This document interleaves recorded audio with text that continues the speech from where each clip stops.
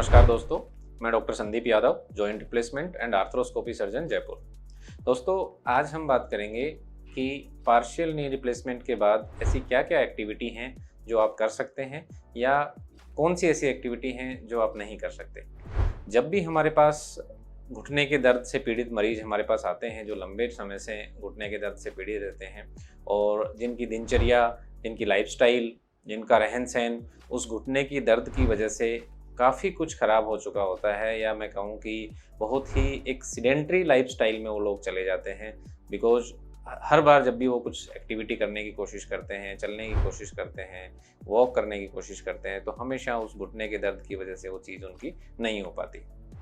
तो दोस्तों, आज हम बात करेंगे कि पार्शियल नी रिप्लेसमेंट सर्जरी के बाद पेशेंट क्या कर सकता है, कितने महीने के बाद वो कौन-सी एक्टिविटी कर सकता है।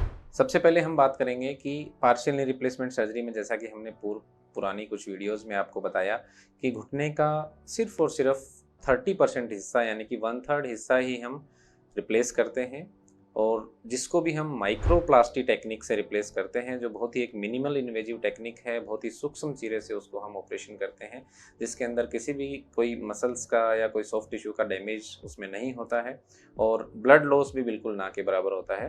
तो इस वजह से जो माइक्रोप्लास्टी टेक्निक से हम एक स्पेशल टेक्निक से जो ऑपरेशंस करते हैं, इसके फ़ायदे मरीज़ को उतने ही ज़्यादा मिलते हैं। इसकी रिकवरी बहुत ही फ़ास्ट होती है।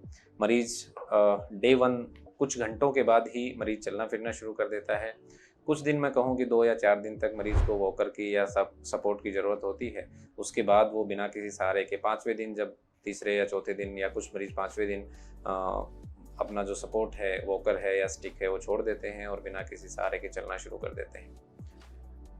जब 15 दिन के बाद मरीज़ हमारे पास सूचर रिमूवल के लिए या उसके लिए आते हैं, तो वो खुद अपनी गाड़ी में बैठ के और आराम से कंफर्टेबल चलते हुए बिना किसी सहारे के चल के वो हमारे पास सूचर रिमूवल के लिए आते हैं। जब हम बात करते हैं कि 1 महीने के ऊपर, तो 1 महीने में आप साइकिलिंग कर सकते हैं, आराम से अपनी मॉर्निंग वॉक शुरू कर सकते हैं। 1 से 2 किलोमीटर तक आप मॉर्निंग वॉक आप अपना कर सकते हैं, और जो रूटीन दिनचर्या के सारे काम हैं वो आप 1 महीने पे पूरी तरह से कर सकते हैं। जब हम बात करते हैं 2 महीने की, तो 2 महीने पे आप सारी रूटीन एक्टिविटी आप जो भी करना चाहते हैं, जैसे कि आप कहीं कोई ट्रैकिंग के लिए जाना चाहते हैं या कोई गाड़ी ड्राइव करना चाहते हैं, कोई कार ड्राइव करना चाहते हैं, बाइक चलाना चाहते हैं, तो ये सारी एक्टिविटी आप 2 महीने के बाद कर सकते हैं। जब मैं बात करता हूँ 3 महीने की, तो 3 महीने के बाद आप ज़मीन में बैठना, उकड़ू बैठना, इंडियन टॉयलेट यूज़ करना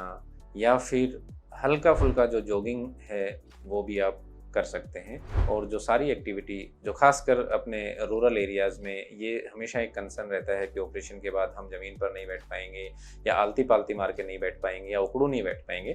तो पार्शियल नी रिप्लेसमेंट सर्जरी जो कि हम माइक्रोप्लास्टी टेक्निक से करते हैं, उसके 3 महीने बाद आप ये सारी एक्टिविटी, उकड़ू बैठना है, आलती-पालती मार के बैठना है, साइकिल चलाना है, हल्की-फुल्की जॉगिंग करना है, ज़मीन में बैठना है, ये सारी एक्टिविटी, अपनी गाड़ी खुद ड्राइव करना है, बाइक चलाना है, ये सारी एक्टिविटी आप अच्छे तरीके से कर सकते हैं। कुछ महीने के बाद, यदि मैं कहूँ कि 6 महीने के बाद, एक ऐसा टाइम आता है जब ऑलमोस्ट आप इस सर्जरी को भूल जाते हैं। क्यों? क्योंकि आपका घुटने का 70% हिस्सा जो है वो आपका ओरिजिनल हिस्सा है। सिर्फ 30% हिस्सा हमने चेंज किया है या रिप्लेस किया है।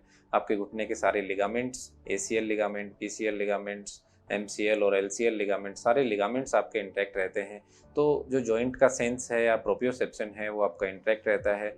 जो एक नेचुरल नी की फीलिंग आपको रहती है, तो आप उस सर्जरी को कुछ समय के बाद, या मैं कहूँ 3 से 6 महीने के बाद, आप पूरी तरह से उसको भूल जाते हैं और अपने रूटीन दिनचर्या की जो भी एक्टिविटी आप करना चाहें, जैसी भी एक्टिविटी आप करना चाहें, वो सारी एक्टिविटी आप पूरी तरह से बिना किसी दर्द के, बिना किसी चिंता के कर सकते हैं।